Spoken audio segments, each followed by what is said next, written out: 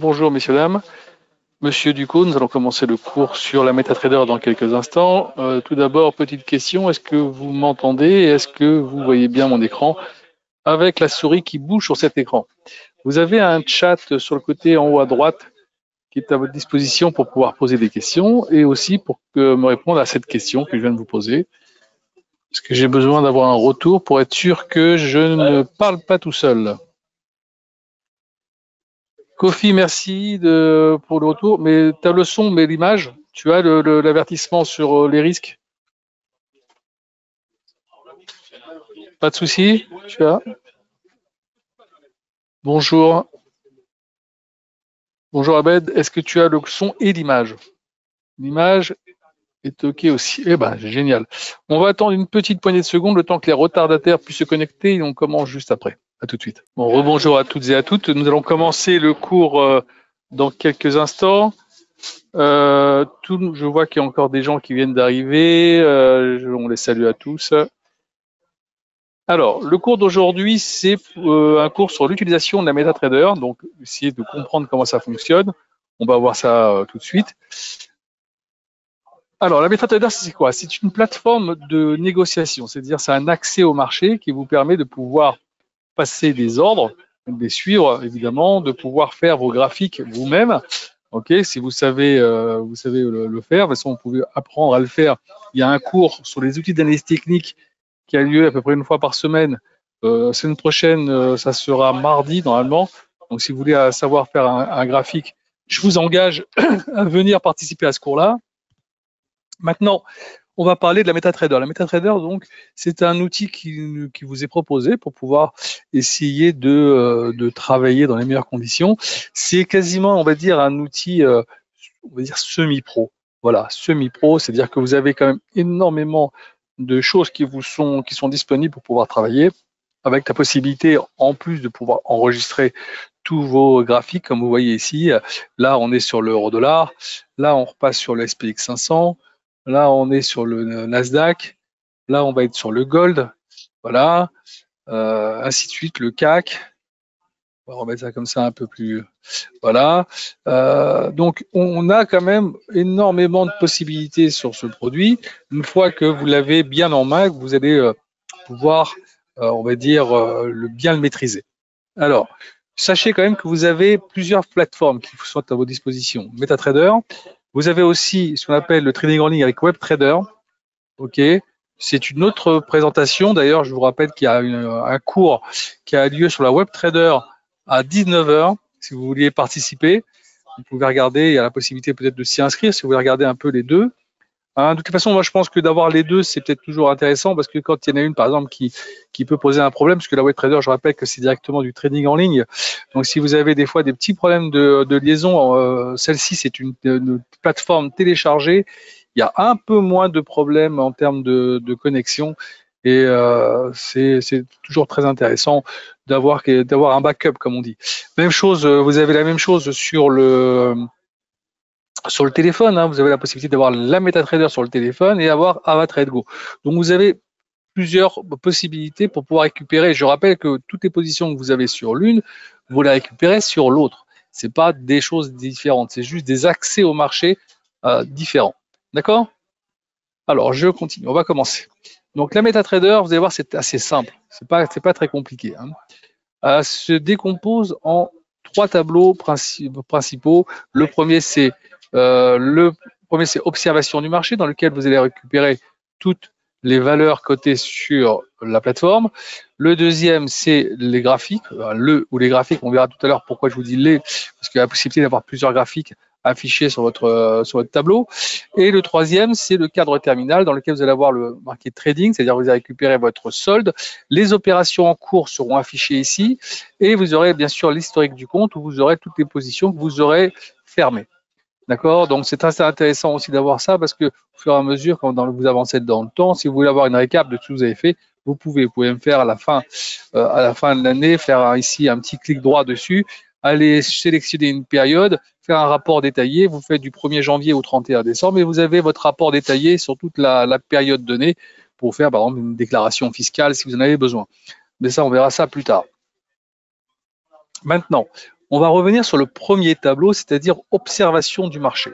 Observation du marché, il se peut quand vous avez téléchargé la plateforme, et je rappelle que la plateforme, il faut la télécharger depuis votre compte Avatrade et pas sur Google, parce que chaque, on va dire, chaque broker a sa plateforme attitrée avec des liens spécifiques. Si vous allez la télécharger sur Google, ça ne marchera pas. Ok, ça c'est la première des choses. Donc une fois que vous avez fait ça, vous l'avez téléchargé depuis votre compte. C'est juste à côté de votre numéro de compte, c'est marqué télécharger plateforme. Alors que ce soit la MT4 ou la MT5, c'est un peu la même chose. La seule chose qui va changer, c'est que la MT5 étant un petit peu plus puissante, on a un peu plus d'actions proposées.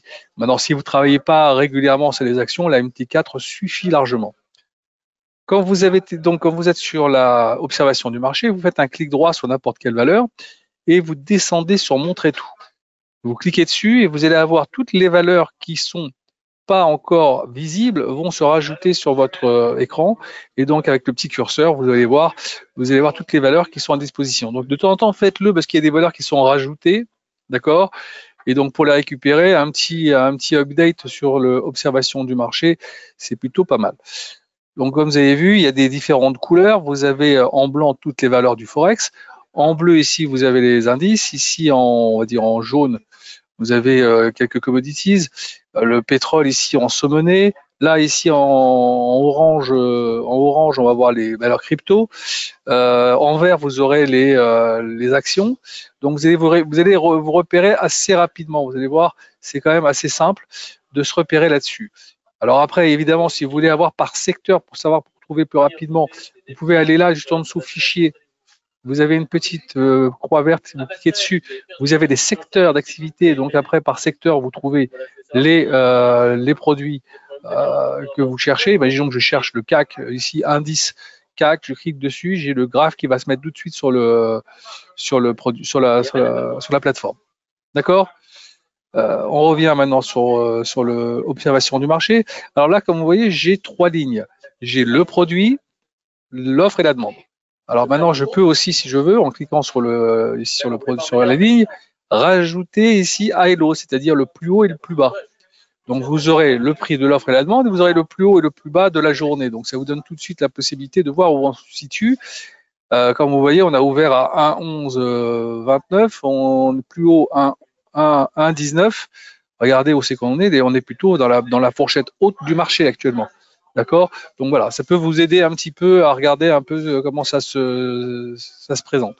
Alors maintenant, si ça vous dérange, il suffit juste de le désengager et vous n'avez plus tout ça. D'accord? Alors maintenant que vous avez fait ça, est-ce qu'il y a une valeur sur laquelle vous voulez qu'on travaille aujourd'hui? Il y a peut-être un produit qui vous ferait plaisir? Un indice, l'euro-dollar, le gold, quelque chose que vous avez envie qu'on regarde? Je vous laisse le choix. Je vous laisse pas le choix pendant 10 minutes non plus. Écoutez, on a ouvert le CAC, je crois qu'on va rester sur le CAC. Hein. Ça vous va? Alors, on va rester sur le CAC. Alors, le CAC. Alors ici, Franck, je crois qu'on va te faire plaisir. Allez, on va te faire plaisir, on va aller sur l'euro-dollar. Ouvrez graphique. Allez, ouvrez graphique. Alors, le petit triangle à l'envers ici, si vous cliquez dessus, vous avez la fourchette du produit qui va s'afficher. OK. Alors, comme vous voyez ici actuellement, le graphique tel qu'il est présenté, c'est pas très lisible en termes de possibilités d'analyse, mais on va l'arranger. Comment on fait pour l'arranger? On fait un clic droit dans le graphique, on descend dans propriétés, et là vous allez avoir un panel de couleurs pour pouvoir reformater votre graphique. Alors je vais vous faire moi comment je le fais avec mes couleurs. Après vous choisirez évidemment les couleurs qui vous conviennent. L'arrière-plan, moi, si je le fais ici en kaki, le texte en noir, la grille ici, elle va disparaître puisqu'on va la mettre aussi en kaki. La barre haussière, je la mets en bleu ici. La barre baissière en rouge. Évidemment, la bougie baissière, je mets dans le même bleu. Et la bougie baissière, le même rouge. Voilà, le reste, je ne touche pas, je fais juste OK, et voilà. Ensuite, je vérifie avec les loupes. Ici, je zoome un peu, et je m'aperçois ici que je suis en bâtonnet. Alors, en règle générale, les traders préfèrent travailler avec les bougies japonaises. Donc ici, on a ici dessiné en courbe, dessiné en candlestick, c'est-à-dire bougie japonaise. Je clique dessus, et directement sur le graphique, le graphique se met en bougie japonaise. D'accord? Juste en dessous, vous avez des unités de temps qui vont de 1 minute jusqu'à 1 mois. Donc, on va se mettre en daily pour avoir une lecture un petit peu plus fine. Voilà. On va commencer à regarder un peu mieux le graphique. Vous voyez un peu l'évolution, hein. On a une évolution qui est quand même plutôt pas mal, hein. Grosse chute, hein, pendant, on va dire, depuis, c'était dû en grande partie au Covid et la récession qui s'était mis en place. Voilà, pendant presque 2-3 ans, on a essayé ici à venir taper. Regardez, on a même tapé à un moment donné des 0,95. Hein. C'est pas si vieux que ça. Si on regarde bien, c'était en septembre 2022. Hein, ça fait même pas un an. Et aujourd'hui, on se retrouve directement maintenant à 1,11, quasiment 1,12. D'accord? Donc, belle remontée. Hein. On continue, on va regarder un petit peu. Maintenant qu'on a mis ça en place, on va essayer rapidement, mais rapidement, parce que c'est pas le sujet du cours, de mettre quelques outils d'analyse technique dessus et on va essayer de les commenter. Alors évidemment, la première des choses qu'on fait, on va essayer de mettre en place des couloirs. Voilà. Voilà. Voilà, on voit un petit couloir qui est là ici, un petit peu dessiné, dans lequel on peut se trouver. Donc, on pourrait avoir un objectif d'aller chercher peut-être à très court terme, d'aller chercher à un 12,80, peut-être un 12,70 dans cette zone-là. Après, on aura peut-être un peu plus de mal pour aller chercher plus haut. Maintenant, si on regarde bien ici, on a quand même des résistances qu'il va falloir aller chercher. Vous voyez, on met un petit peu les petits points hauts. Vous voyez, on est là dessus, on est en train de casser. On verra si ça tient ou pas. Là, évidemment, on a ici des petits supports. Et également ici. Voilà. On va pas tous les mettre. C'est vraiment pour qu'on puisse un peu mieux lire tout ça. Voilà. Voilà. Après, vous pouvez faire un petit peu tout dans insertion. Vous faites indicateur, vous allez dans trend, vous cherchez un petit peu Bollinger Band, je pense que beaucoup connaissent déjà. Je mets les bandes de Bollinger dessus. Voilà. Vous avez des bandes de Bollinger qui sont ici, qui sont là. Alors, encore une fois, je n'explique pas tout sur ce que je mets actuellement, juste je vous montre comment on va les chercher, parce qu'il y a un cours dédié à cela mardi prochain sur les outils d'analyse technique. Je mets les récits, voilà, juste je vous montre comment on peut les mettre, c'est rapide, vous voyez. Je fais insertion, je retourne dans l'indicateur, oscillateur, là vous avez une liste de produits qui sont à votre disposition, comme les MACD par exemple. Voilà, on met les MACD ici, on va ouvrir un tout petit peu pour pouvoir un peu mieux.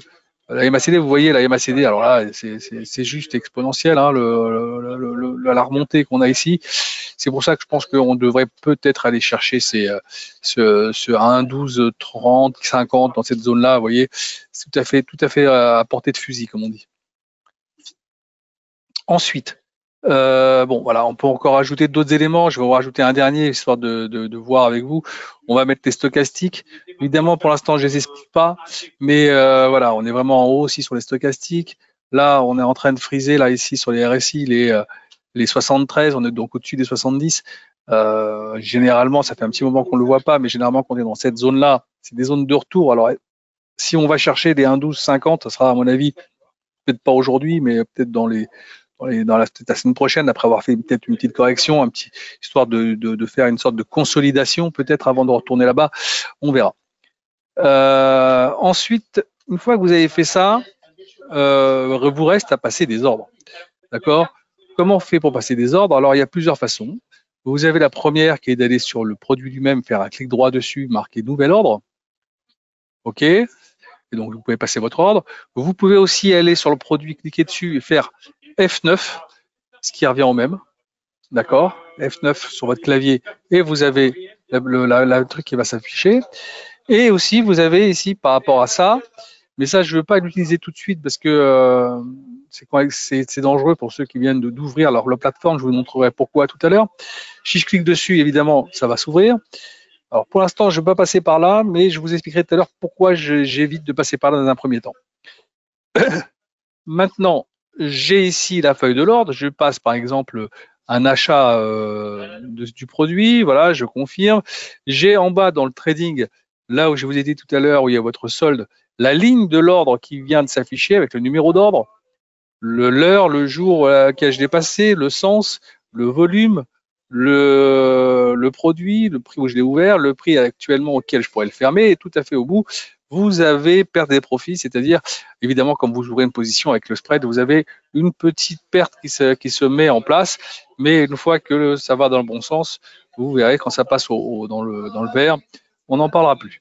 Je rappelle quand même, tout à fait entre nous, que notre rémunération, c'est sur cet écart de spread, pas tout l'écart, parce qu'il y a un écart normal, mais il y a aussi une petite partie qui revient pour Avatrade, et c'est sur ça que nous gagnons notre vie. C'est sur les échanges. C'est pour ça que plus vous gagnez, plus vous tradez, et mieux c'est pour nous.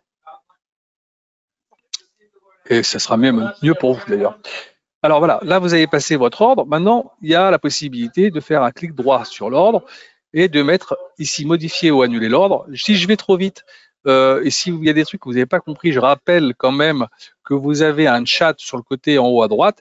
N'hésitez pas à m'envoyer un petit message pour me dire et poser vos questions. Là ici, on peut mettre un stop loss. Alors je suis acheteur ici, donc je perds si ça descend. Alors imaginons que je mette mon stop loss à 18, voilà. Je fais OK une fois que j'ai marqué mon stop loss. Voilà.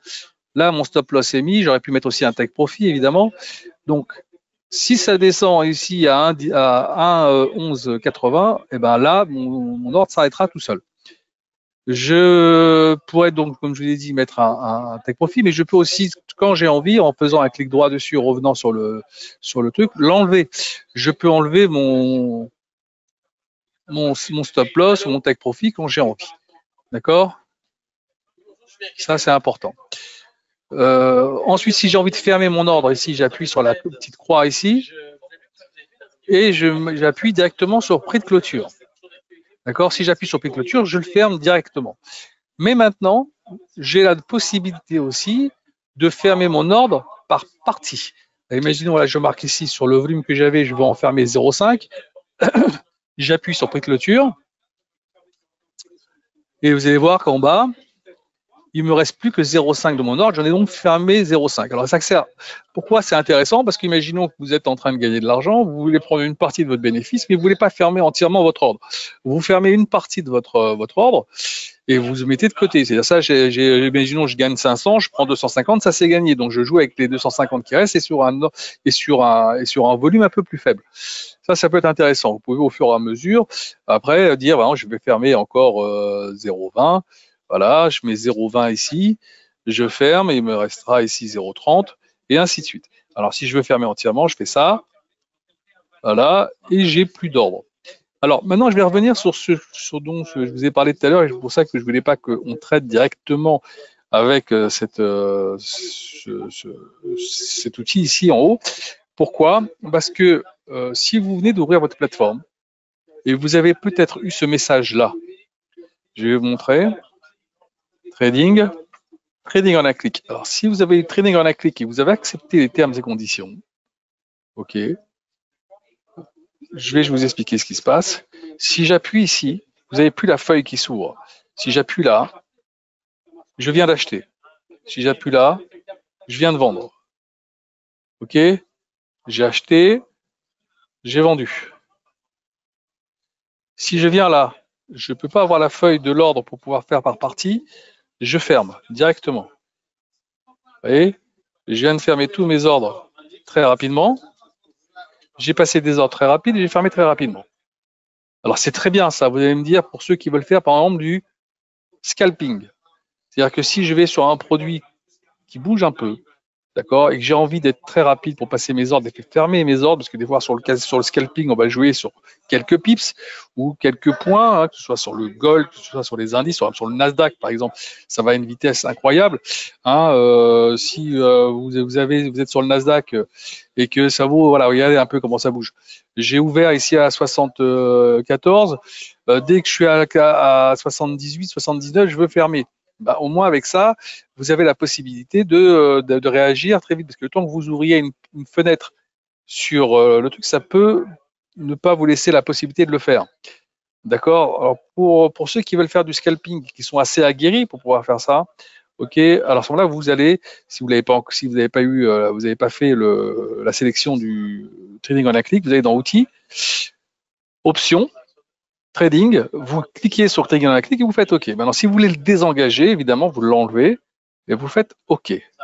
Maintenant, si je veux passer ici un ordre, la feuille d'ordre s'ouvre normalement et je peux passer mon ordre automatique. D'accord? Si vous voulez passer ici un ordre, mais en mettant directement, par exemple, nouvel ordre, vous voulez mettre ici exécution marché, vous voulez faire des ordres différés. Alors, j'explique ce que c'est que les ordres différés pour ceux qui ne connaissent pas, parce que là, c'est l'exécution au marché, ordre différé. Vous en avez 4 de type. Vous avez ici buy limit, sell limit, buy stop, sell stop. Qu'est-ce que c'est que le buy limit?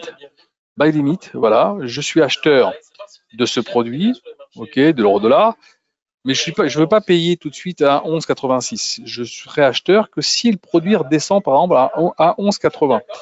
Donc je vais marquer ici un buy limit à 1,11,80. Je vais mettre ici à 1,11,80. Ok, et je vais placer mon ordre. Donc il va être en attente. Il va être en attente d'exécution. Il faut que ça redescende pour que je sois exécuté. Ok.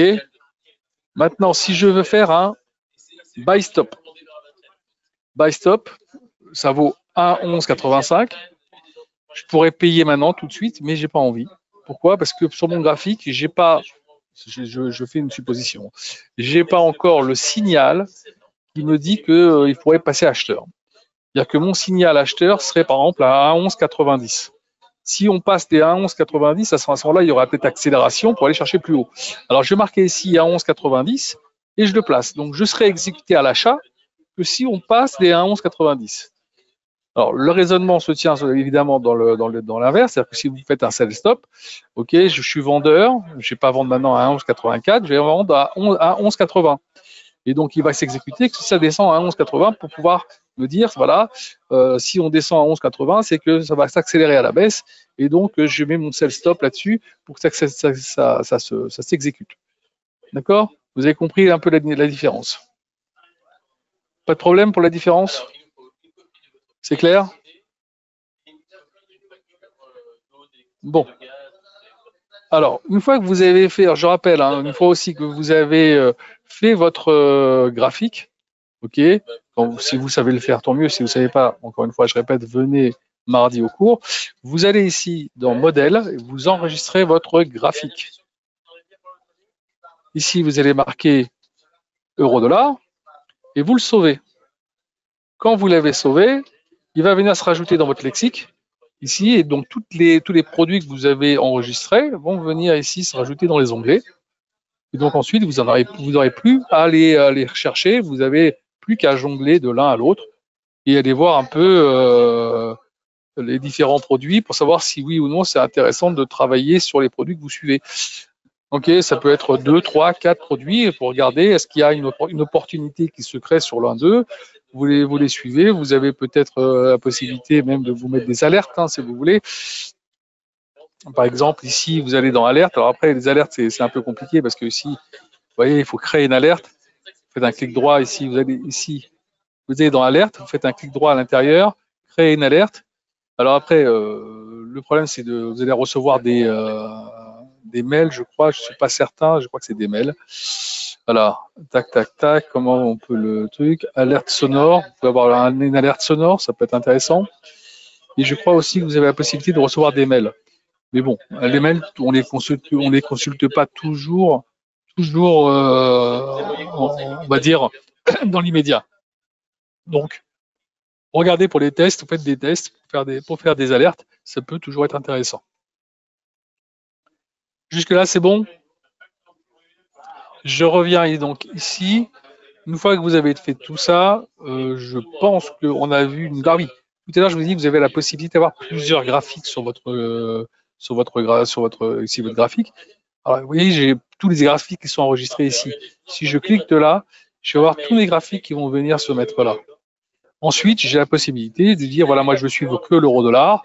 Alors l'euro-dollar et par exemple le gold. Alors je vais faire quoi? Je vais prendre ici le gold, je vais le mettre là. Voilà. Je vais le mettre comme ceci. Voilà.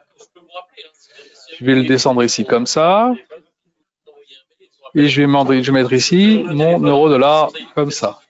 Et comme ça, je vais suivre d'un côté l'euro-dollar et je vais suivre de l'autre côté mon gold.